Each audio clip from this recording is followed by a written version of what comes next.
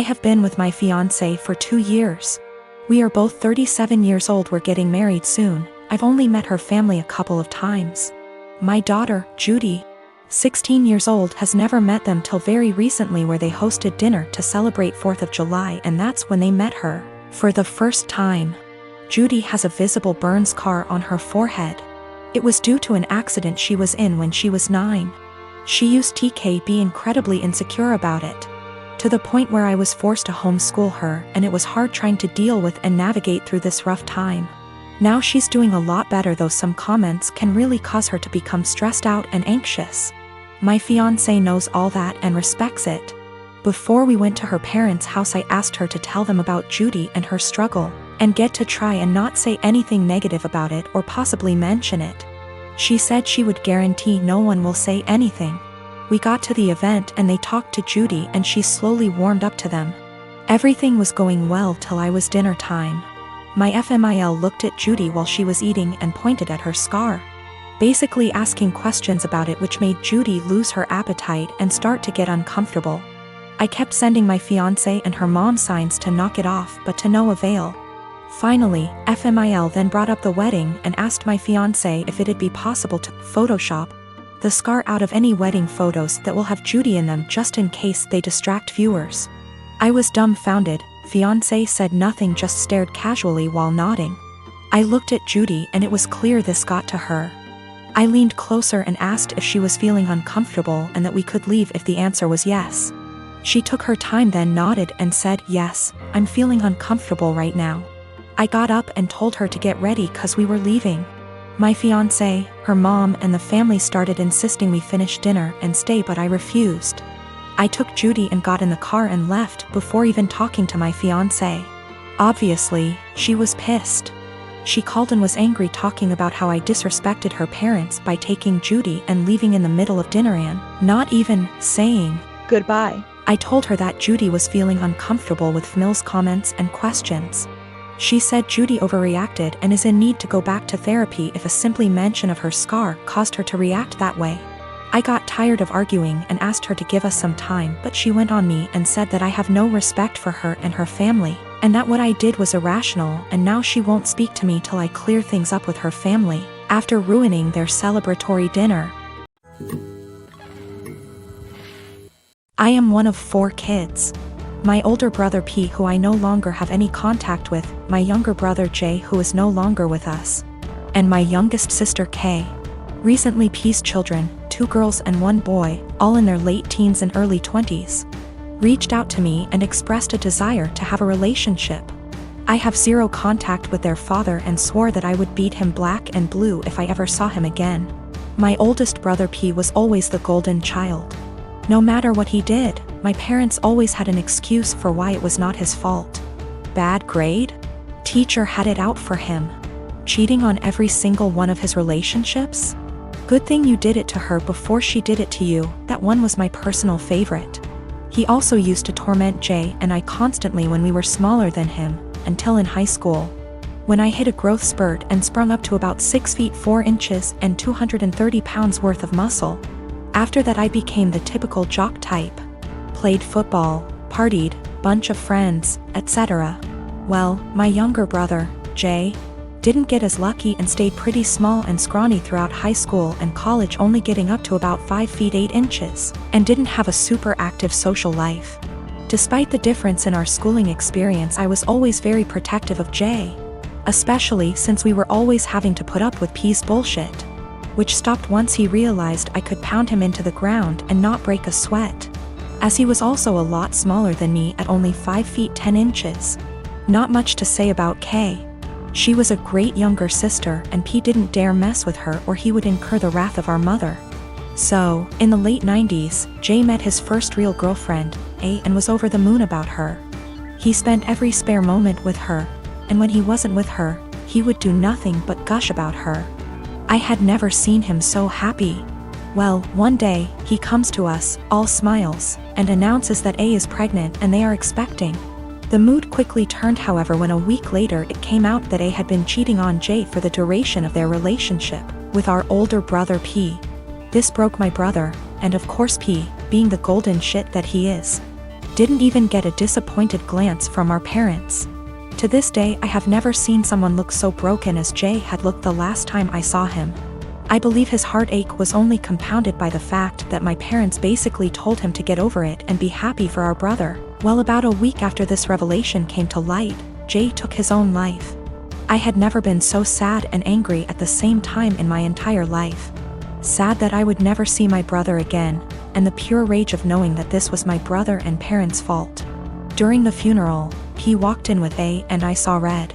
Thankfully, I had other family there to stop me from doing anything stupid, but I told P that if I ever saw him again, I would kill him. Shortly after that, I cut contact with 90% of my family, with the exception of K and a cousin I had always been close with, because everyone except them wanted to make excuses for my parents and P. Even though my sister was just as crushed about Jay's death as I was and was angry for a long time. She and her then boyfriend, future husband, hit a financial rough patch after graduating college and were forced to move in with our parents. Due to unrelated drama at the time, they couldn't stay with me. So my sister stayed with them for several years, and over that time their relationship improved, and even though I wasn't thrilled at the time, I understood. She still doesn't really have a relationship with P, but is cordial if they meet. I don't blame her, because our parents did a lot for her and daughters love their cousins. So I didn't want to put her in that kind of position of choosing. I never had any kids, and truth be told, I never wanted any. I much preferred the role of the fun uncle. Kay met a great guy and had 2 daughters, who I absolutely adore. P had 2 more kids with A before cheating on her and splitting, and I've never met any of them. My parents have tried to make contact a handful of times, but I always told them to kick rocks. So last week, I'm chatting with Kay's daughters, 19 and 17. And they mentioned that their cousins have wanted to meet me for a long time and were hoping I would be willing to meet them as well. I don't believe they know everything that transpired between their dad and I, but I would be lying if I said I never had any desire to meet them. Dan and I have been married for 3 years and 8 months ago welcomed our amazing son into the world. He was very planned and wanted, and motherhood had been transformative for me. I was able to take for 1/2 months maternity leave before going back to work. Without going into too many details, we both work white-collar jobs that require professional attire. A normal workday look for me is a skirt or pair of slacks, a silk blouse, pumps or boots depending on the weather, but always with a heel because I'm 5'0", maybe a blazer if I have a big meeting. Dan wears a suit almost every day. I also style my hair and do some makeup for work every day. This is what I wore before our son was born and what I continue to wear. Dan and I are pretty even in sharing parenting duties. I tend to take mornings because I'm more of a morning person than Dan. A normal morning for me starts early, short workout, shower, get baby up, get baby ready and baby off to Dan because the daycare is on Dan's way to work. I'm normally dressed at the tail end of this process, but I keep my robe on over my clothes in case my son wants to give my outfit something to remember him by on our way out the door. For the last month or so, Dan has been more irritable than normal in the morning. There have been side comments if he gets up and I'm drying my hair or getting dressed.